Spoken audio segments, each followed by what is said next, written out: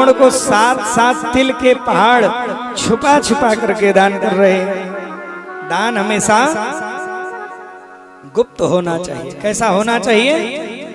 गुप्त होना चाहिए। दाहिने हाथ ने दिया, बाएं को पता ही ना चले, ऐसा दान होना चाहिए। मणियों को, रत्नों को, स्वर्ण को छिपा छिपा करके तिलों के बीच में, अन्नों के बीच में दिया जा रहा है और दान किया। ऊपर से लुटाने लगे जब, तो मंत्रियों ने इसे धीरे से कहा, बाबा सब खत्म हो जाएगा तो ये बच्चा खाएगा क्या? ये भी तो है। ये कहा कि ये ठीक नहीं, यावत जीवे सुखम जीवे, नहीं ऋणम कृत्वा घृतम पिबेत, ये ठीक नहीं है। तो क्या करें भैया? कहा कुछ बचा लो। नंद बाबा ने बड़ी महत्वपूर्ण बात कही, आपको सुनने लायक है। नंद बाबा ने कहा, सुनो, ये जितना भी धन धान्य देख रहे हो ना, ये सतपात्र दाना तो भवे धनाढ्यो। ये जो धनाढ्यता मेरे जीवन में आई है, कुछ लोगों के जीवन में 3 चीजें होती हैं। या तो पूर्व जन्म का संचित है, बहुत बड़े घर में जन्म ले लिए, इस समय कोई पुण्य कर्म नहीं कर रहे हैं, फिर भी उनका काम बढ़िया से चल रहा है, उन्होंने पहले कर लिया है। और कुछ लोगों ने पहले नहीं किया है, आज करके बड़े पदों पर पहुंच गए हैं, बड़ी व्यवस्थाएं कर रहे हैं। बड़े घर में जन्म तो नहीं मिला, लेकिन उन्होंने पुरुषार्थ किया, उन्होंने तपश्चर्या करी और उनको बड़ा पद, बड़ा वैभव, बड़ा ऐश्वर्य मिल गया। और कुछ लोग हैं जिन्होंने न पहले किया न अब कर रहे हैं, वो दरिद्र घर में जन्म लिए और दरिद्रता में ही मर जाना है उन्हें। ये ऐसी स्थिति।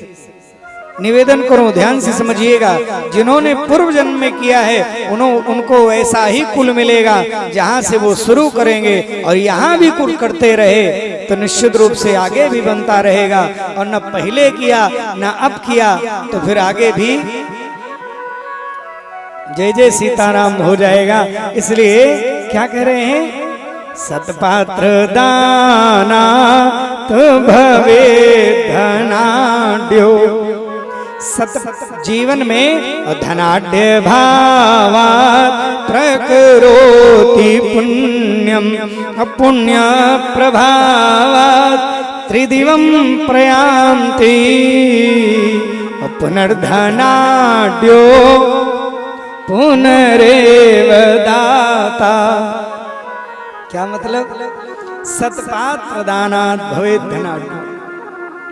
दान मात्र करने से ही धनाढ्यता आएगी, ऐसे धनाढ्यता नहीं रुकेगी।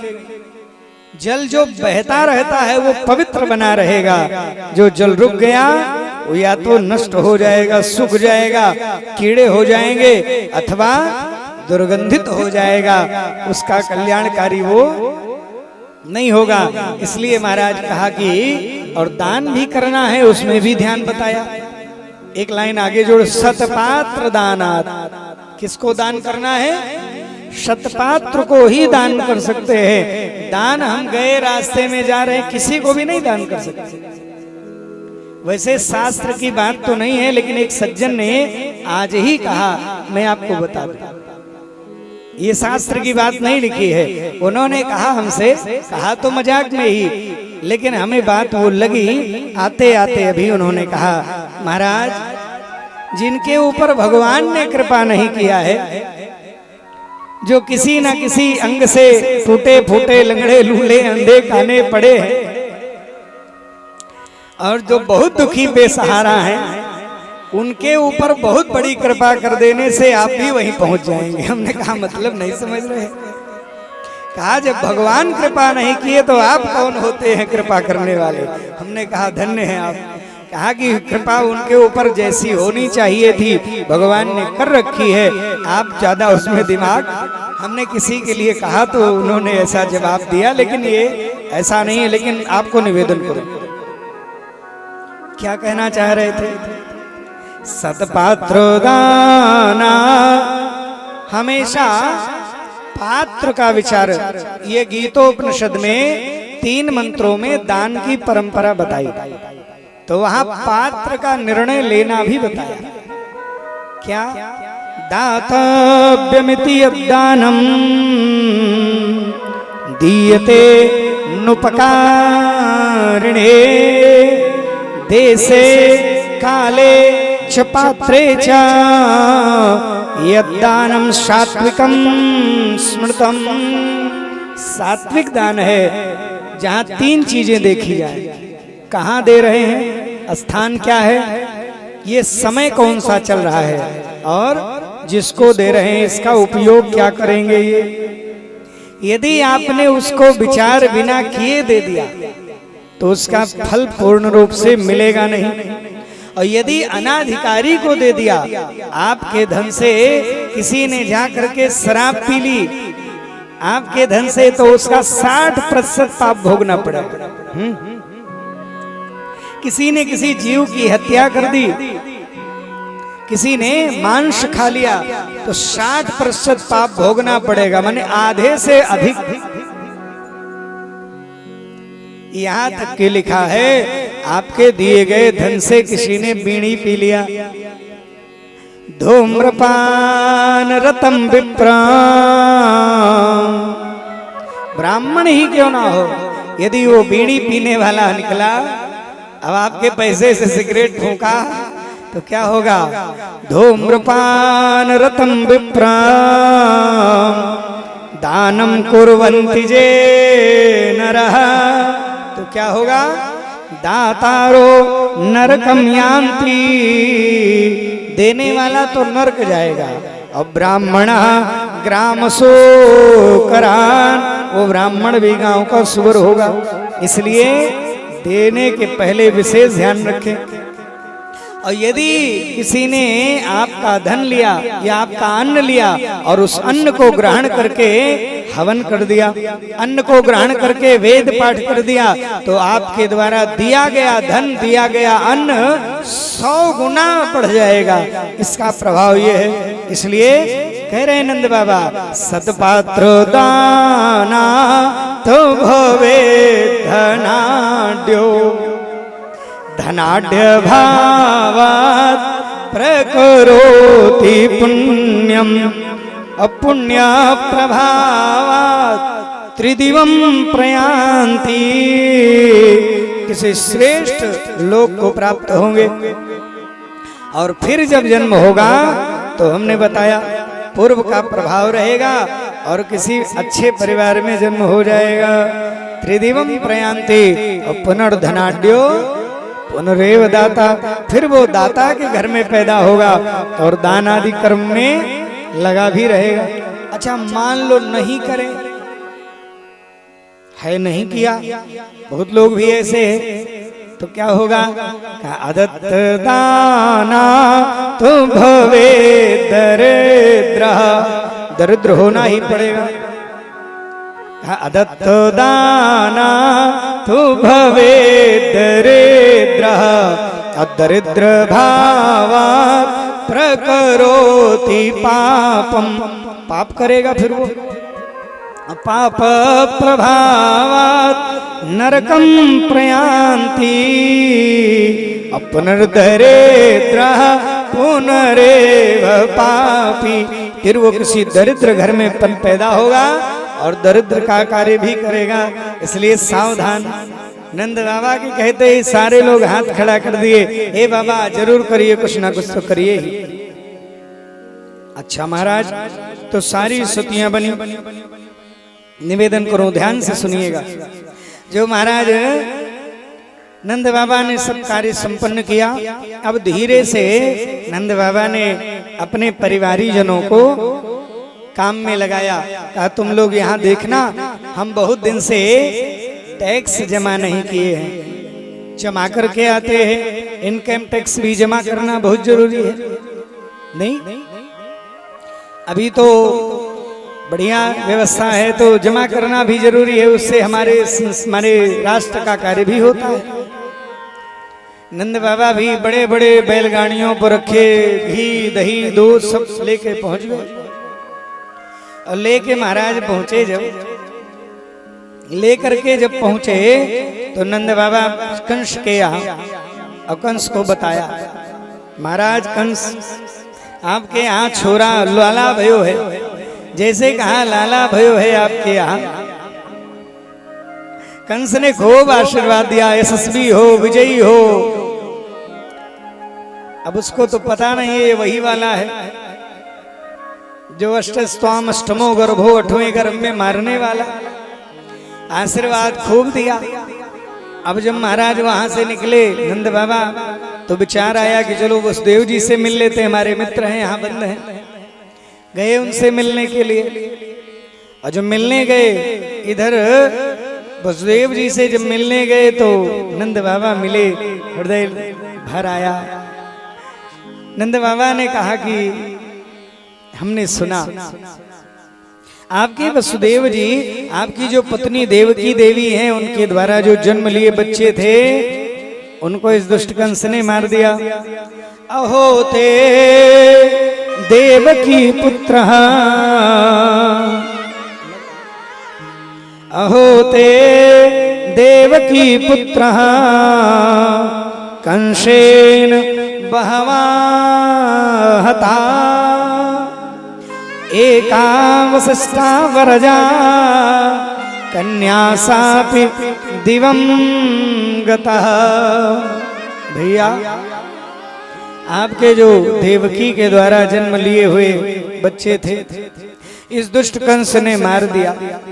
हमें बहुत दुख हुआ, और एक कन्या बेचारी बची भी थी, वो आकाश में चली गई।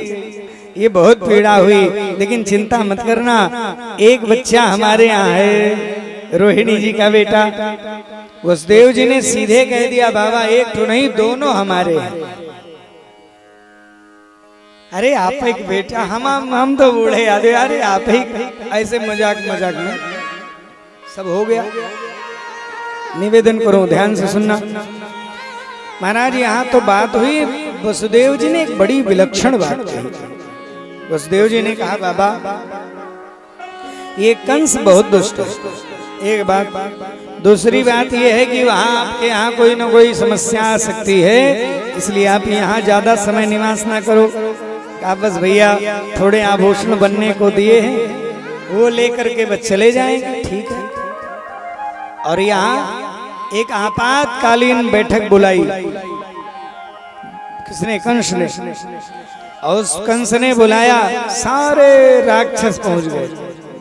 राक्षसों से प्रस्ताव रखा कि सुनो भैया सब लोग, वो प्रकट हुई थी जो देवी विंध्यवासिनी, उन्होंने कह दिया था कि तुझे मारने वाला ब्रज में जन्म ले चुका है, तू क्यों निरीह बालकों को मार रहा है,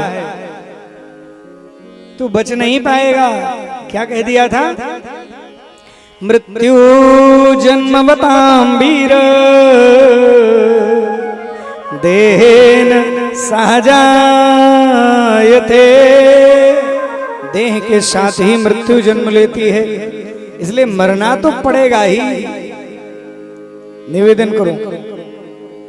कहा महाराज कह दिया था तो व्यवस्था बताइए क्या करना चाहिए। और उसने कहा था व्रज में कहीं प्रकट हो चुका है तो हमें क्या करना चाहिए। तो राक्षस के मित्र क्यों न होंगे, राक्षस न होंगे। राक्षस के मित्र राक्षस, तो उन्होंने कहा भैया 1 महीने के अंदर के जितने बच्चे सबको मार दिया जाए, आपका शत्रु भी उसी में मर जाएगा। डांटा कंस ने, मूर्ख कहीं का, ये प्रजा है, यहाँ आंदोलन शुरू हो जाएगा। तो एक देवी जी खड़ी हुई, उनका नाम जानते हैं? उनका नाम है पूतना। क्या नाम है? पूतना नाम है। पूतानयपि, जो पवित्र नहीं है, जिनके विचार ही पवित्र नहीं है। उन्होंने कहा भैया आप चिंता मत करो, मैं जाऊंगी और घर में प्रवेश करूंगी, चुपके से जहर पिलाऊंगी, मार दूंगी, चली आऊंगी, किसी को पता भी नहीं चलेगा। कंस ने कहा देवी जी कभी शीशा में देखा है पूरा पूरा? क्या हुआ? कभी शीशा में अपने आप को देखा है? क्यों? मतलब बताइए, इसलिए कह रहे हैं इस शीशे में कभी देखा होता तो तुम ऐसी बात ना करती। जो इतने विकराल बाल हैं तुम्हारे, इतने विकराल तुम्हारे पूरे बड़े बड़े दांत, बड़े बड़े नाखून, बड़ी बड़ी विकराल दशा तुम्हारी, कौन घुसने देगा अपने घर में?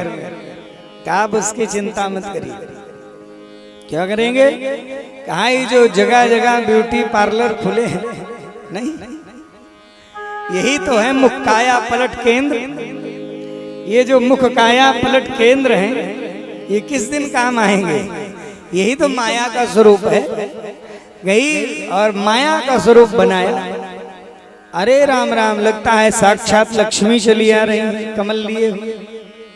निकल करके कहा वारे वाह, तुरंत भेज दिया कंसेन प्रहिता घोरा पूतना बालघातिनी।